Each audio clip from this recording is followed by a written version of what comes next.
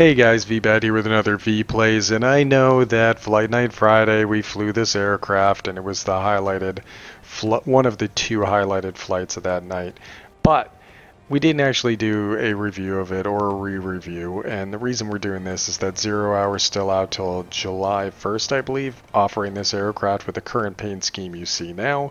I've already owned this aircraft for a while, but then I repurchased this package in order to be able to get the paint, and then the residual gold that came from it allowed us to be able to do some other things that we'll talk about later.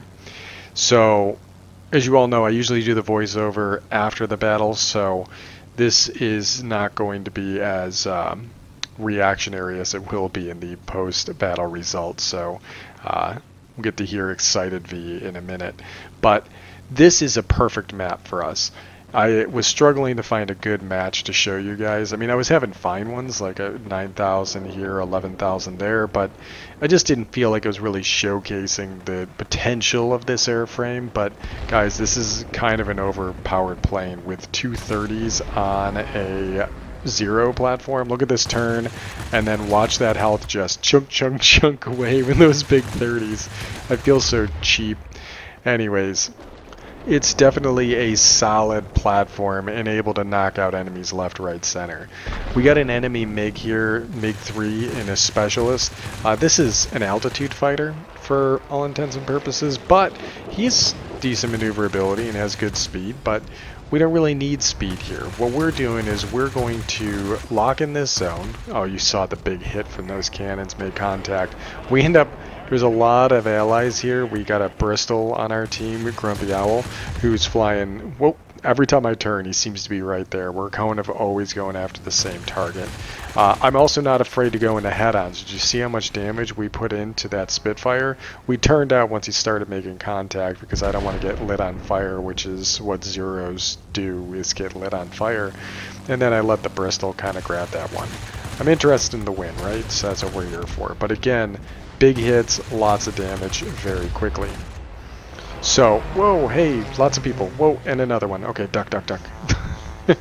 That was a little bit intense when it happened. So, getting control of this airfield, the order of significance or importance of zones essentially goes like if you can flip a mining plant, you really want to flip a mining plant, but for most aircraft you're going to want to go for an offensive zone, so you want to go for the military facility or a command center. And then your kind of tertiary option is an air base or an airfield. Usually you don't see both on the same map, so in this case we're lucky enough to get an air base, which allows us to have a repair facility, which comes into play later as we're turning over this zone the whole time. But it doesn't mean that airfields aren't still valuable, and for a turn fighter there isn't much I can do at a military facility because the defense aircraft are going to be two heavies, which I'm not going to be able to get up and attack except maybe escorting the ground attackers, and that's a maybe, right? So usually you can maybe go into a command center and help take out those three fighter aircraft, or you can just go for the airfield. At least it's some type of contribution. Otherwise, the rest of the aircraft should be doing their part in other sectors. But in this particular map, you're looking at an airfield in the middle and then 4 garrisons on the outside. So it makes a lot more sense. You get this airfield, it allows your team to be able to respawn closer to the action, and you send out your little minions at the bombers and the multi-rolls and the ground attackers. Go forth, my minions, and capture those zones. And if you die along the way, that's fine. Don't worry. You can spawn back here. I'll keep the airbase safe for you. So that's what turn fighters are great for, is holding a position. And it doesn't necessarily need to be an airfield. Let's say there was a command center in the middle of the map. Go to the command center, do what you can to help flip the zone, but then let the enemy go ahead and hone in on that zone, and you just stay there and kill aircraft as fast as you can. We're kind of using the terrain a little bit so that way this MiG-3 can't see us, and now we're coming up from underneath him, and he thought he was going to be in a one-on-one, but now he is clearly at a massive disadvantage, and we're letting those cannons do the talking for us. We're again using the terrain to mask us, and watch this. the enemy aircraft that was coming after us actually just crashed into the mountain. We use the mountains quite a bit in this match because it allows us to be able to kind of hide from the enemy and control what fights we're getting into. I wanted to follow that key 45, but by watching the minimap I noted that he was actually moving away from the zone, and you don't want to get into a situation where you're getting dragged. Here we're actually staying real low. I see the A6M3 coming in.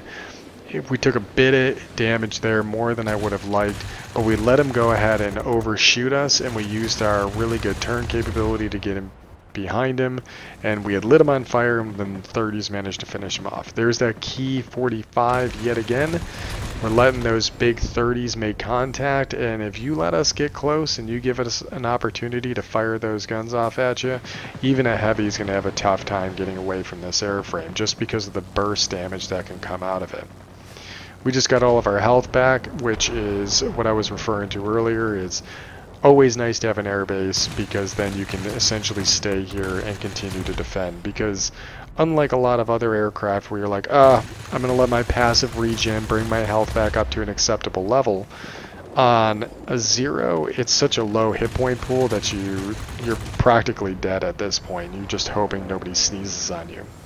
Just managed to take out a few more aircraft here. Doing pretty good. We're already up to 10, and we're just slightly over halfway on our capture.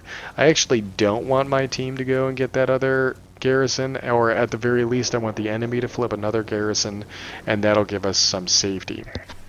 So here we're gonna head out of the zone. It looks like most of the enemy players and stuff are over at this other garrison, but I note that that key 45 is honing in on me, so what I do is I speed up and I immediately use the terrain. So he can come and follow me all he wants, but watch this. Now I can turn on him, and at no point was he able to get his guns on my aircraft. Now we're letting those 30s do their work. We're kind of slowing down our fire, and I was letting the 7.7s fire off of a secondary fire button, so only the machine guns were firing, and that let my 30s cool. And then my left mouse button is still queued to all weapons fire, and then we were able to get the guns out on the enemy. Just noticed that 2 of the enemy players just dipped out. Apparently they weren't big fans of these turn fighters having solid control of the center of the zone. Center of the map, I should say. We just got Wing Legend. I want to track down this multi-roll up here, the Hurricane, but he's just too high, and that's one of the big limitations you find with these airframes, is a lot of the turn fighters just don't have the altitude performance. We managed to get the Akamatsu medal there, and I'm hunting for kills now. I know we're really close to the end of the match. Squall lines up anyways, so I see this guy right here in the Hurricane, and I'm coming after him. Managed to get another kill, grade 3 fighter, and now is when I notice, as I hear the whistle of bullets passing me, that the MiG-3 is coming back for a little bit of vengeance. I was hoping to get into a head-on and let those 30s do some talking for me, but unfortunately we weren't able to make that happen, and we racked in a very impressive score. So let's go ahead and go back to really excited past V and see what he has to say about the airframe. Alright, so you guys are kind of getting the trend. This is the visceral reaction part of the video, because I just started recording the voice now, but whew, that was unexpected. I was gonna call it a night and wrap it up with like a 9,000 personal point battle. I mean, I wasn't having stellar matches, I wasn't having bad matches. It's just this one is awesome, and also it actually recorded, because I've been having that issue where I hit the record button but the timer stops. I don't know, maybe I need to clear out my hard drive. 17,000 personal points. I know. For those of you that have this aircraft and you've specialized it because you just love it so much, it can be a lot of fun. Turn fighters can be a ton of fun, but I find that the play style over a longer period of time isn't nearly as enjoyable, and it's not that dynamic. Now, we got really lucky with this map setup. With this map setup, it makes this aircraft much more valuable. Having to protect an airfield and just a couple of garrisons on the outside, the airfield becomes the force multiplier. It becomes a spot where your team can regen all your little ground attack minions and multi-rolls to go forth and conquer those zones while you retain the airbase and keep the enemy at bay. And it's a little unfair because the armament on this aircraft, two 30mm cannons on something like this, that's insane. I mean, yeah, the Spitfire can get two 20s, but it's not even in the same ballpark because these 30s, when they make contact, just decimate things. Now, this aircraft feels like the gun arrangement is more the way I feel like the gun arrangement. Like, I use these guns the same way I think they would have actually been used in real life. This is an arcade version of aerial combat. I am not delusional in saying, like, by making a comparison to real life fighters. I know that's a little bit false, right? Like, you can't possibly take World of Warplanes and talk about realism. Yeah, you're absolutely right. This is all hokey. The flight mechanics aren't nearly the same as real life, but trust me, in real life, it's not nearly as entertaining. I mean, we could make simulators so real that you have to spend an hour on the ground doing pre-flight checks. It doesn't make for a good game. This is what I really want for winding down after a long day. So, let's talk about mapping, and I keep doing that. Let's go to mapping. You'll note here under controls, I go to fire, and right here highlighted, you can't see my mouse, but this is fire with weapon group 2. I have mapped my weapon group 2 to the E key. Now, some of you may not want to do that. I think default it might be look behind you or something like that, but I changed this to E, and now when I hold down the E button, the way that this weapon group is categorized is essentially group 1 is the highest caliber gun, and then it goes in decreasing order. Not too many aircraft use 3 different types of guns. Mostly you see that with the German aircraft, but when you're looking at this particular aircraft, this would mean that when I hold down the E key, I'm firing those 7.7 machine guns independent from the 30s. And the reason I say the way that I use this is more accurate to true life, I think, and the way that these guns were used. It's not like the pilots sat in there and fired all the guns every single time they got into an engagement. There would be times where they might use the machine guns independently from the cannons. So with this, I use the 50 cals. I use the 7.7s to start getting my guns on target. I would fire early and just get them kind of honed in.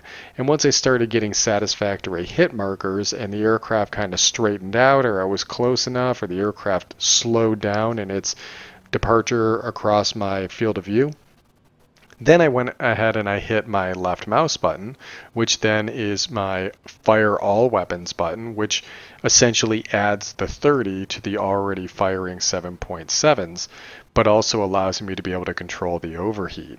So I can keep these guns from going into full overheat, or if I decide that I do want them to go to overheat, but I wanted to choose the opportune moment to just unleash the fury of these cannons, I could do that. And you see that during the battle. I do like mapping these independently. It wasn't something I had done initially or even for the first year of gameplay. It took me a while to kind of go, you know what? I'm tired of my cannons overheating, and then I started doing this kind of configuration. So, you know, your mileage may vary, do what you think fits you, but I advocate for it. I think it's a good move. So, this is a Zero. It's an experimental version of a Zero incorporating 30mm cannons, but guys, I am not a turn fighter player. It's not really my thing. I think we all start out as turn fighters as a result of the game. Like, I mean, look at this. You got like biplane. You start out in the P-12 biplane, or you start out in the Russian I-15, and all of these little biplanes or parasol aircraft like you see here, they're all super turnies. So we come into this game essentially born as turn fighters. And then people kind of stick to what they know typically. So you end up with people going down these lines or even going down the zero line because, you know, iconic aircraft. So you hop into the zero and then you discover, well, how come that guy's all the way up there? I can't get up there. How did he get up there? And wow, man, they're so fast. They already got to the other zone. I can't even catch up with them half the time. That is when I started to queue in to go and fly other aircraft. I wanted to try the heavies. I wanted to try the multi-roles. I mean, I was a big fan of the P-38, like in real life, and I was a big fan of the Corsair, so I went down those two lines concurrently, and I think that kind of shaped the way that I approach the game. So while I don't like turn fighters as a general rule, it's not like my go-to aircraft. It's not that I don't like them. It's just not my go-to. I still wanted to have a zero in the inventory. So the A6M3 experimental is already known for being, it's overpowered. It's overpowered at this tier. Having 230s, it's absolutely insane. But on top of that, now I also get to have a zero in my inventory. So I didn't need to keep any of these other ones, which I didn't really like that much anyways, which is why I opted to go down the heavy track and then jog over to the J7W1 and the Key 94-2. So that was my move. But, you know, for those of you that really like turn fighters and you can make them work, awesome. More power to you. There is a definite place for turn fighters. I just don't find that they're as dynamic as I would like in games. So that's why I decide to steer clear of them. Again, fly what you like. If you're having fun, you're not doing it wrong. This aircraft is for sale right now for 0 hour, and you can get this paint job. I already had the aircraft, so what I did is I repurchased it because I wanted the paint job, which then gave me all the gold that I would have gotten for the aircraft essentially as a refund, but then unlocked the mission. And then that gold is actually how we managed to get the ME209V4 for you guys for the other day. Also, I was running low on gold I typically use gold for putting permanent camo on tier 10s.